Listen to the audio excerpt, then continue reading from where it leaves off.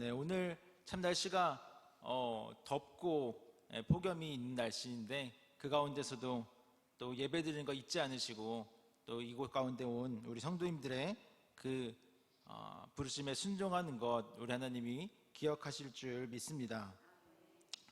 네, 제가 목회자의 길을 가면서 가끔 때때로 자주 듣는 질문이 있습니다. 그 질문은 어쩌다가 어떤 마음으로 이렇게 목회자의 길을 가기로 결정했는지 많이 묻더라고요. 특별히 청년들이 더더욱 많이 잘 묻는 것 같습니다. 아무래도 자신의 길 가운데 하나님이 인도하시는 게 어떻게 인도하셨는지, 또 어떠한 마음을 가질 때 그런 소명을 가지고 가는지 더 궁금한 것이 청년들이 아닌가 싶은데요. 그런데 꼭 목회자의 길을 가는 것만이 아니더라도 우리는 모두 하나님의 부르심을 입은 사람인 줄 믿습니다. 우리가 교회에서 또 가정에서 직장에서 우리 한 사람 한 사람에게 모두 주시는 소명이 있다는 것입니다. 우리 오늘 내가 여기 있나이다 라는 제목으로 말씀을 나누는데 그 첫 번째로 이야기하고 싶은 것은 바로 하나님은 우리 모두를 부르신다는 것입니다. 우리 첫 번째 한번 함께 읽어보겠습니다. 네, 하나님은 우리를 부르신다. 네, 아멘. 네, 순서가 좀 잘못돼도 이해해 주시기 바랍니다. 네, 우리 하나님이 우리를 부르셨는데요. 이 하나님의 이런 부르심에는요, 두 가지 부르심이 있습니다. 먼저는 우리를 구원하는 데 가운데 부르신 것입니다. 하나님은 죄와 죽음에서 우리를 건져내기 위해서 불러내셨습니다.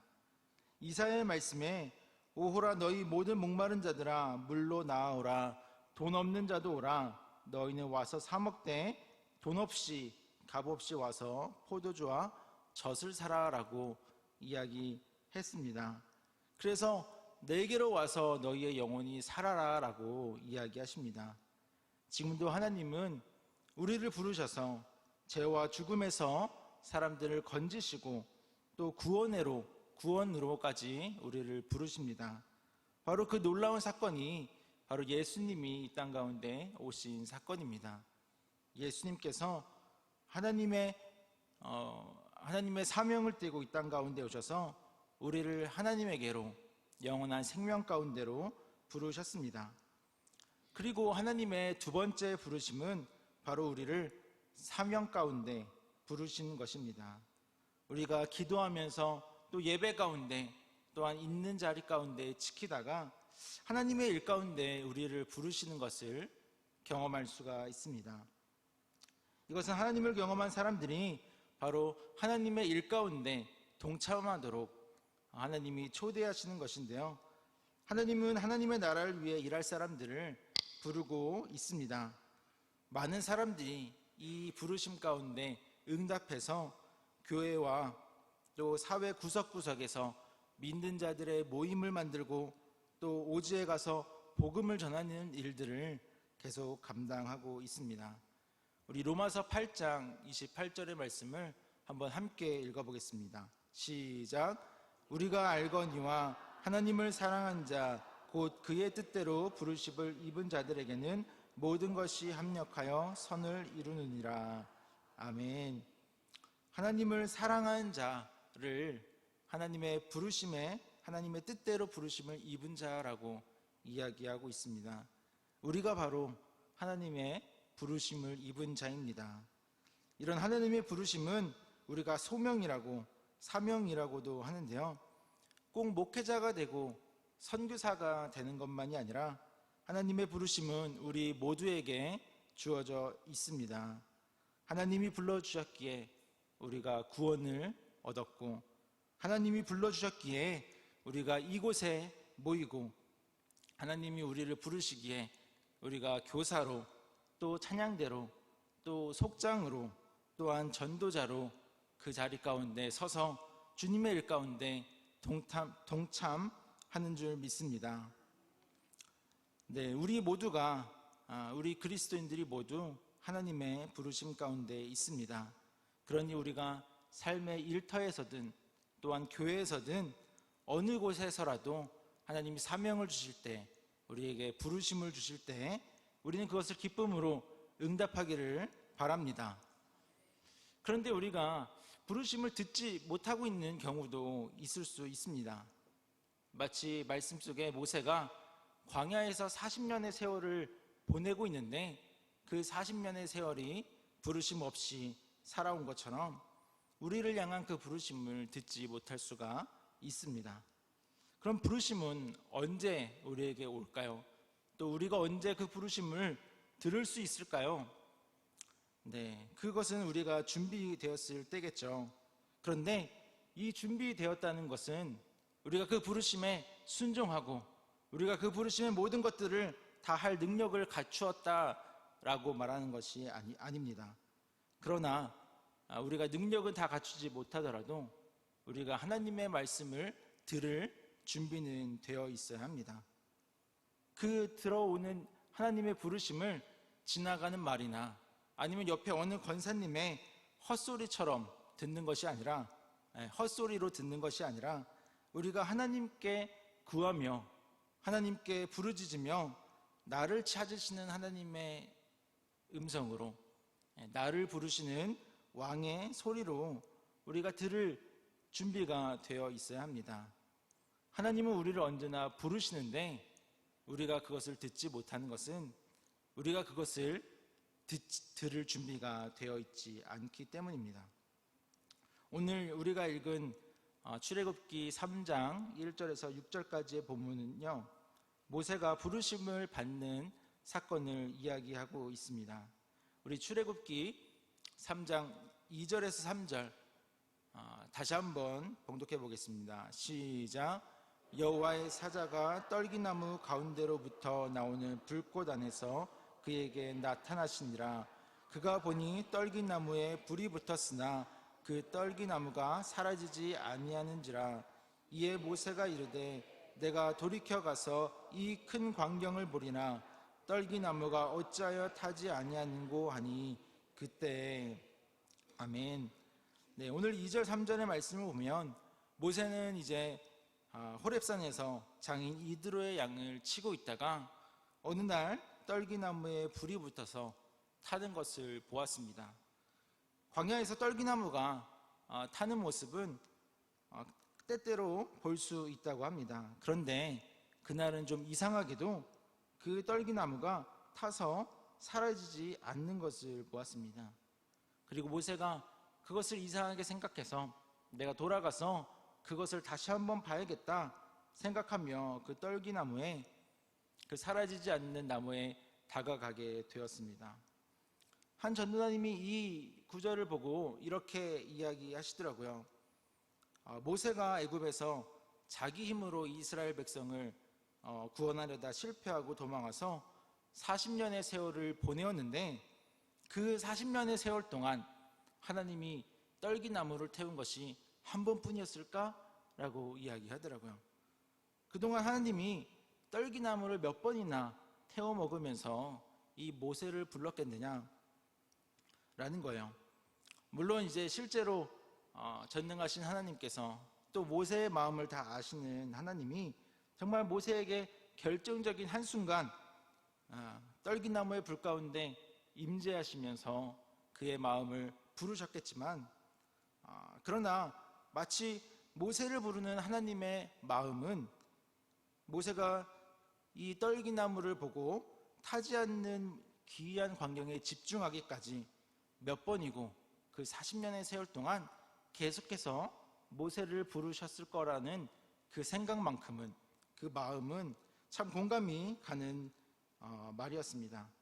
하나님은 계속해서 모세를 부르시고 계셨고 또한 우리에게도 하나님은 계속해서 부르시고 있다는 겁니다. 우리가 듣지 못하고 우리가 부르심이 없다고 생각할 때, 별일 아니라고 스쳐 지나가는 그때 단지 우리가 듣지 못할 뿐 하나님께서는 우리를 향하여서 문을 두드리며 이 일 가운데 함께하자고 부르시고 계십니다. 우리 이와 비슷한 일이 사무엘상에 기록되어 있는데요, 사무엘상을 보면 사무엘을 하나님께서 부르십니다. 하나님이 여호와의 전에 누워 자려는 이 사무엘을 부르시는데, 사무엘아 사무엘아 불렀을 때 그 사무엘은 이것이 하나님이 나를 부르는 소리라고 생각하지 않고 엘리 제사장에게 쪼르르 달려가서 대답합니다. 제가 여기 있습니다 라고 대답하는데, 엘리 제사장은 자신이 부르지 않았다고 돌아가서 다시 자라고 이야기하죠. 이 일이 무려 3번이나 반복됩니다. 그렇게 3번째 엘리 제사장을 사무엘이 찾아갔을 때 엘리 제사장은 이것이 하나님이 이 아이를 부르는 것이다 라는 생각이 것을 깨닫고, 하나님이 부르시면 여호와여 말씀하옵소서 제가 듣겠습니다 라고 대답하라고 알려줍니다. 이에 사무엘이 엘리 앞에서 사무엘은 아직 어렸고 또 아직 여호와의 말씀을 들은 적이 없다고 이야기하는데, 이제 사무엘이 하나님이 부르실 때 네 제가 듣겠습니다 라고 응답하면서 이제야 하나님께서 사무엘에게 말씀을 주시는 것을 볼 수가 있습니다.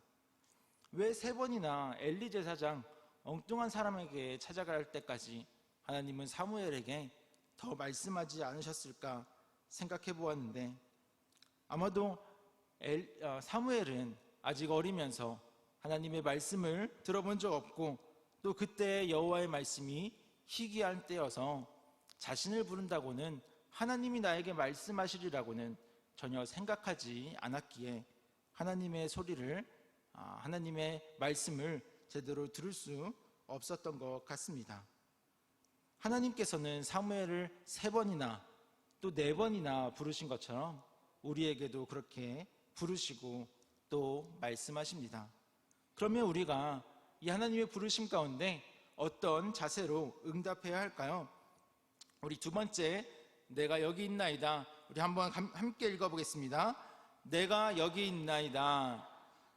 네, 우리 4절 말씀을 우리 함께 봉독해 보겠습니다. 시작. 여호와께서 그가 보려고 돌이켜 오는 것을 보신지라. 하나님이 떨기나무 가운데서 그를 불러 이르시되 모세야 모세야 하시매 그가 이르되 내가 여기 있나이다. 아멘.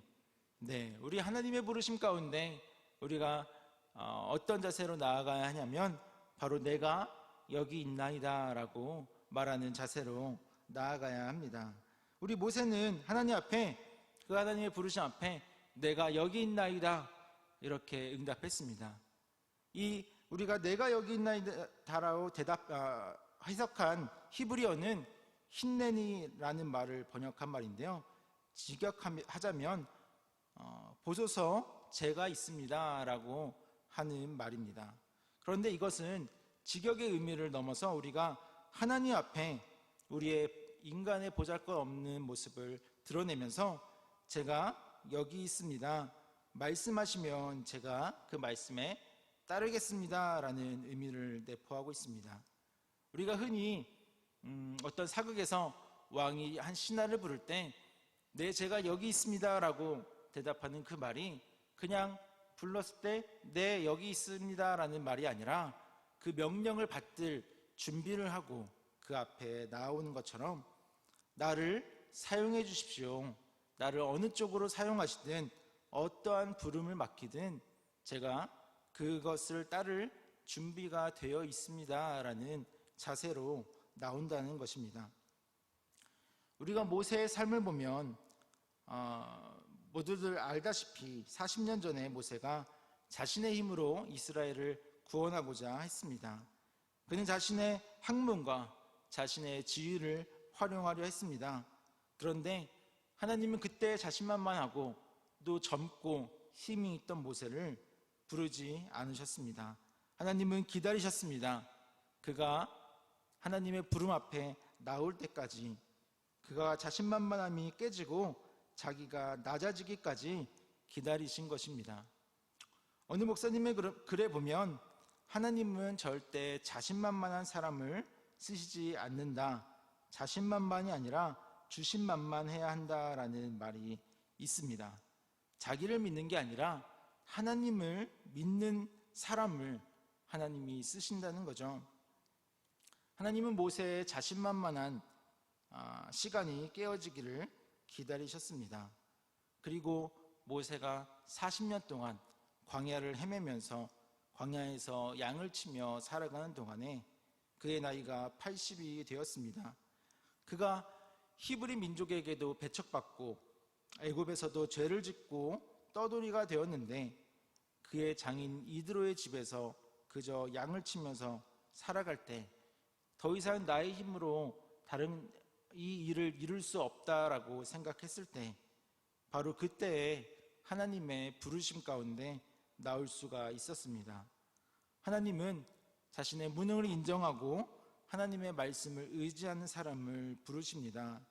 그러니 하나님이 부르셨을 때 네, 하나님, 저는요 이런 계획이 있고요, 저는 이런 능력을 활용해서 이렇게 해볼까 합니다 라고 모세가 더 이상 말할 수 없을 때 그저 내가 여기 있습니다, 하나님의 계획 가운데 하나님의 방향 가운데 그저 따라가야 하는 그때에 하나님은 모세에게 이스라엘 사람들을 애굽에서 인도하여 내라는 사명을 맡기신 것입니다. 물론 그 뒤에 보면 참 모세의 마음 가운데 망설임과 고민이 없는 것은 아니었습니다. 우리도 부르심을 들었을 때 또 소명을 가졌을 때 하나님이 나를 여기 가운데 부르셨구나라는 확신이 있으면서도 정말 이걸 할 수 있을까?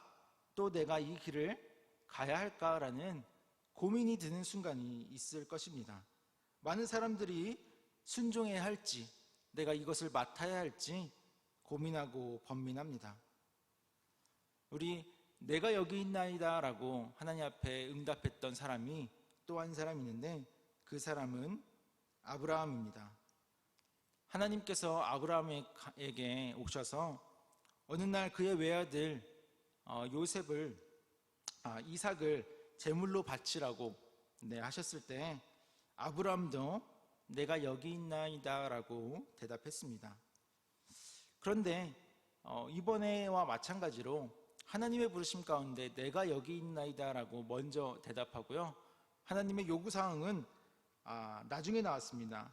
하나님이 무엇을 요구하실지, 우리에게 어떤 소명을 맡기실지 정말로 알 수 없는 가운데 먼저 내가 여기 있나이다, 나를 어느 방향으로든 쓰시면 따르겠습니다 라고 대답했다는 것입니다. 이 이삭을 번제로 바치라는 하나님의 명령에 아브라함은 대답은 성경에 써져 있지 않습니다. 그저 다음 날 아침 나귀에 짐을 싣고 종과 이삭을 데리고 길을 떠나서 사흘째 그 번제를 드려야 하는 산에 도달했습니다. 누군가는 이 일을 보고 작심삼일이라고 우리의 결심이 3일에 가기가 어려운데 하나님이 일부러 3일 거리에 있는 이 산에서 번제를 드리라 한 게 아닌가 이야기를 하더라고요. 이 3일 길을 가는 동안에 아브라함의 마음 가운데 분명히 고민이 있고 번민이 있었을 것입니다. 부르심은 분명 우리에게 고민이 됩니다.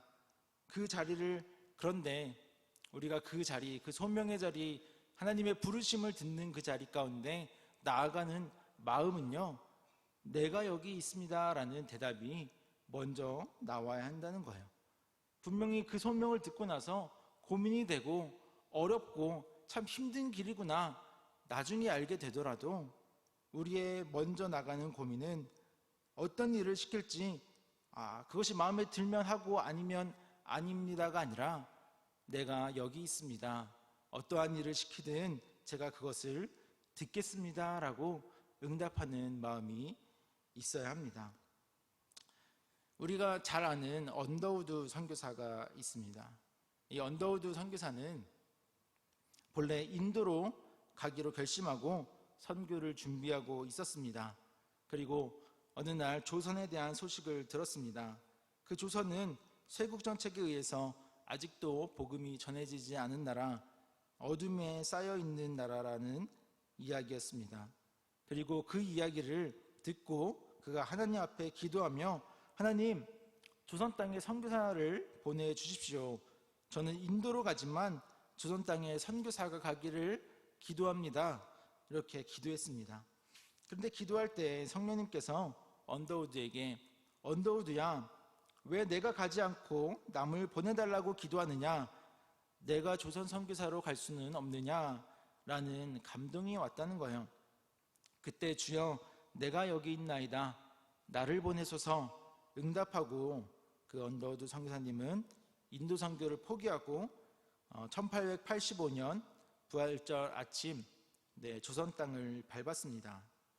그때 조선 땅을 밟으면서 기도한 보이지 않는 조선의 마음이라는 기도문이 있는데 그 기도문의 일부를 제가 잠깐 읽어드리겠습니다. 주여, 지금은 아무것도 보이지 않습니다. 주님, 메마르고 가난한 땅, 나무 한 그루 시원하게 자라오르지 못하고 있는 땅에 저희들을 옮겨와 심으셨습니다. 그 넓고 넓은 태평양을 건너왔는지 그 사실이 기적입니다. 주께서 붙잡아 뚝 떨어뜨려 놓으신 듯한 이곳, 지금은 아무것도 보이지 않습니다. 지금은 예배드릴 예배당도 없고 학교도 없고 그저 경계의 의심과 멸시와 천대함이 가득한 곳이지만 이곳이 머지않아 은총의 땅이 되리라는 것을 믿습니다. 주여, 오직 제 믿음을 붙잡아 주소서. 언더우드 선교사님의 걱정과 고민이 가득한 기도인 것 같습니다. 조선에 도착해서도 빛은 보이지 않고 답은 보이지 않고 어둠만이 가득하다고 이야기하는 앞부분의 기도가 있죠. 그럼에도 불구하고 언더우드 선교사님은 출발했습니다. 조선 땅에 어떤 선교의 답이 보여서가 아니라, 그곳에 빛이 보여서가 아니라, 보이지 않고 정말 이걸 해낼 수 있을까 정말 감도 오지 않는 길이지만, 그러나 부르심 앞에 내가 어떠한 것이라도 따르겠습니다, 내가 여기 있습니다 라고 하는 마음이 바로 하나님의 응답 가운데 나아가는 우리의 자세입니다. 우리 그 다음은 또 한 가지 부르심에 응답하는 자세는 발에서 신을 벗어라입니다. 우리 함께 읽어보겠습니다. 발에서 신을 벗어라. 우리 5절 말씀 함께 봉독해 보겠습니다. 시작. 하나님이 이르시되 이리로 가까이 오지 말라. 내가 선 곳은 거룩한 땅이니 내 발에서 신을 벗으라. 아멘. 우리 하나님의 부르심에 응답하는 또 하나의 자세는 바로 발에서 신을 벗는 것입니다. 우리 하나님께서 이 거룩한 땅에 온 모세에게 처음 명령하신 것이기도 하죠. 성경을 보면 거룩한 장소나 상을 당하였을 때 신을 벗었고, 또 히브리인들에게 신을 벗고 맨발을 걷는다는 것은 수치스럽고 비참한 일들로 종들이나 맨발로 다녔습니다. 그리고 먼지가 많은 근동지방의 특성상 신발은 더러움과 죄의 상징이 되었습니다. 그러니 하나님 앞에서 신을 벗는다는 것은 하나님 앞에 하나님을 경외하는 마음으로 그 앞에 우리의 낮고 죄됨을 고백하는 고백이기도 합니다. 이 신을 벗음으로 인해서 모세는 자신의 과거로부터 완전히 떠나고 결별해야 했습니다. 모세의 과거는 어떤 것이었나요? 모세의 과거는 자신의 힘으로 무언가 해내려 했던 과거였습니다. 모세의 과거는 살인자의 과거였습니다. 또 모세의 과거는 실패함으로 인해서 포기하고 좌절하고 체념과 시리 가운데 빠진 과거였습니다. 그런데 하나님의 부르심에 응할 때에는 이 모든 과거의 짐을 벗어버려야 한다는 것입니다. 간혹 이런 경우가 있습니다. 우리가 병으로 여러 달 누워있다 보면, 특별히 어린아이들 같은 경우 병이 다 나았는데도 병상에서 벗어나기를 싫어합니다. 아프면 부모님이 잘해줍니다. 학교에 가지 않아도 되고 잘못해도 혼나지 않고, 게다가 갖은 응석을 다 받아줍니다. 그러니 이것을 다 나았는데도 그 자리에 미련을 갖고 있는 경우가 있다는 것입니다. 타성에 젖어서 그 자리를 떠나는 것이 못내 아쉽습니다. 미래는 누구에게나 어렵고 변화가 일어나고 무서운 경우입니다. 모세의 경우에도 이제 여든이 되어서 새삼스럽게 새로운 일을 해나가기가 어렵고 내가 여태까지 살아온 것으로 이제 체념하고 살아오는데 이대로 살아갔으면 좋겠다 하는 마음이 있었을 것입니다. 그런데 하나님께서 그 모든 체념으로부터도 그 모든 안일함으로부터도 결별하기를 바라십니다. 그 대표적인 사건이 출애굽기 4장에 있는 말씀인데 출애굽기 4장의 말씀을 읽다 보면 이제 모세가 길을 가다가 하나님의 말씀대로 애굽으로 향하고 있는데 하나님께서 나타나셔서 모세를 만나시고 그를 죽이려 하십니다. 그때 십보라가 돌칼을 가져다가 그의 아들의 포피를 베어서 그것을 발에 갖다 대며 당신은 참으로 내 피난편이다 라고 말하면서 할례를 행하는 모습을 볼 수가 있습니다. 모세가 겨우 마음을 다잡고 이제 하나님의 일 가운데 가려고 하는데 이상하게도 하나님께서는 그 모세를 만나서 죽이려 했습니다. 그 이유가 무엇일까? 그 뒤에 보면 할례를 행하는 모습을 우리가 볼 수가 있는데 그것은 바로 모세가 이 광야의 삶을 살아가면서 하나님의 믿음 가운데 살았을지는 모르지만 그의 삶이 그 믿음에서 점차 떠나고 있었다는 것을 알 수가 있습니다. 모세는 광야에서 살면서 자녀에게 할례를 행하지 못했습니다. 그리고 미디안 제사장 이드로의 사위로서 살아왔습니다. 그런데 하나님께서는 이 과거와 완전히 결발하지 못한 모세를 만나시고 그를 죽이려 하시고 마침내 이드로의 사위 모세가 아니라 이제 하나님의 종, 하나님 앞에 신발을 벗은 하나님의 종으로서의 삶을 살아가게 하십니다. 오늘 하나님께서 모세를 부르시며 과거와의 관계, 과거의 마음, 과거의 좌절로부터 끊어내라고 이야기하십니다. 우리도 우리의 지난 성공으로 인해서 무슨 큰 일을 한 것처럼 교만할 수 있고 실패했다고 좌절하고 포기할 수 있습니다. 그러나 하나님께서는 그 과거와 결별하여서 이제 새 소명을 가지고 하나님 앞에 나아가도록 부르십니다. 우리는 그때 하나님 앞에 나의 과거와 나의 죄와 나의 잘못들과 결별하고 하나님 앞에 나아가는 주님의 성도들 되기를 바랍니다. 그러면 하나님이 모세에게 말씀하신 것처럼 내가 반드시 너와 함께 있으리라, 내가 하나님이다, 내가 이 백성을 인도하여 낼 것이다 라고 약속하신 것처럼 우리에게 약속하시고 언제나 우리와 함께 하시며 인도해 주실 것입니다. 네, 말씀을 정리합니다. 하나님은 모세를 부르신 것처럼 우리를 부르시고 우리에게 소명을 주십니다. 그것은 단지 목회자로서의 소명만 아니라 우리 모두에게 우리의 직장에서, 가정에서, 교회에서 한 사람을 돌보는 일부터 한 부서에 헌신하는 일까지 우리를 부르십니다. 우리가 그 부르심에는 제가 여기 있습니다 하는 대답하는 자세로 나아가기를 소망합니다. 그곳에는 망설임도 있고 또 감당하지 못할 일이라는 불안감도 있을 것입니다.